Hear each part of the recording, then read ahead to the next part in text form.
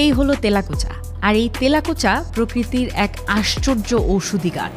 যারা বিভিন্ন রকম অ্যালার্জি বা চুলকানির রোগে আক্রান্ত, আজকের ভিডিওটি তাদের জন্য অত্যন্ত গুরুত্বপূর্ণ। তেলাকুচার পাতার রস চুলকানি দূর করতে দারুণ কার্যকর। আবার এর কাঁচা ফল সবজি হিসেবেও খাওয়া যায় এবং এটি পুষ্টি গুণে ভরপুর। আর পাকা ফল, যাকে অনেকেই প্রাকৃতিক মিষ্টি ফল বলেন, তা ডায়াবেটিস রোগের জন্য এক মহা ঔষধ হিসেবে বিবেচিত।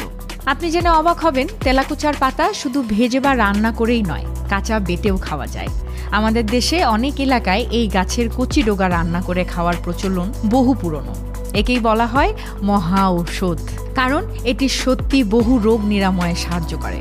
একসময় যাকে সবাই ভাবত কেবল পাখিদের খাবার, এখন কৃষকরা তা যত্ন করে জমির আইলে রোপণ করছেন, এমনকি বিক্রিও করছেন। এটি পেটের সমস্যা, অ্যাসিডিটি, বদহজম ও ওজন নিয়ন্ত্রণে খুব কার্যকর। এমনকি ইংল্যান্ড ও আমেরিকার সুপার শপগুলোতেও তেলাকুচা উচ্চ মূল্যে বিক্রি হচ্ছে। এর পাকা ফল খেতে খুবই মিষ্টি ও রসালো, আর এতে রয়েছে অসাধারণ ঔষধি গুণ, যেমন হজম শক্তি বৃদ্ধি এবং মূত্রনালীর সমস্যা দূরীকরণ এবং কিডনির কার্যক্ষমতা উন্নত করা।